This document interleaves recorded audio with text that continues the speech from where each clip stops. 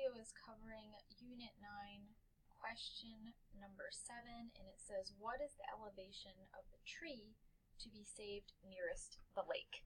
So let's take a look at our drawing, and the tree that is closest to the lake is going to be this 18-inch pine. Sorry, this video is just a little bit blurry.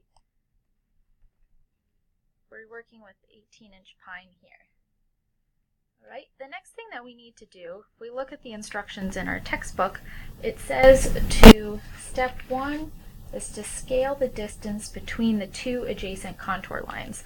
So we have a contour line of 324 and we have a contour line of 322, and we want to scale the distance between them. So we're going to use our 20 scale, because it says the scale of the drawing is 1 inch equals 20, and we're going to measure the distance between the two contour lines.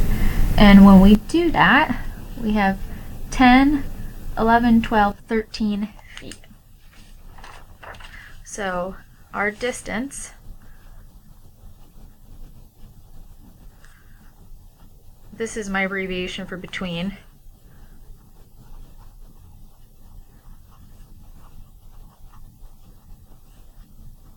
Between the adjacent contour lines is 13 feet. So that's step number 1 in our book.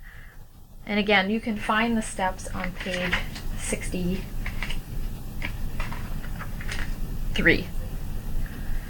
Okay, the second step says scale the distance from the unknown point to the nearest contour line. So we're going from distance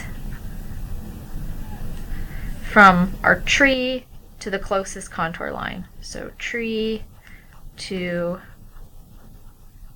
nearest contour line. Okay, so we're going to do that. Same scale, 20. And I'm going to go right to the center of that tree, and it's about 1, 2, 4 feet. 4 feet. Okay, step number 3 in our book says to multiply the contour interval by the fraction of the distance between the contour lines to the unknown point. So we need to know the contour interval.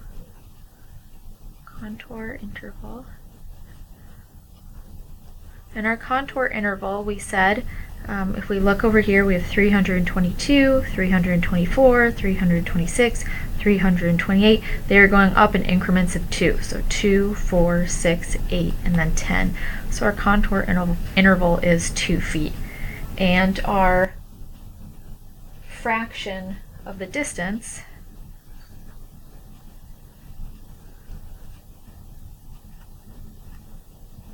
between the contour lines, whoops, not counter, contour,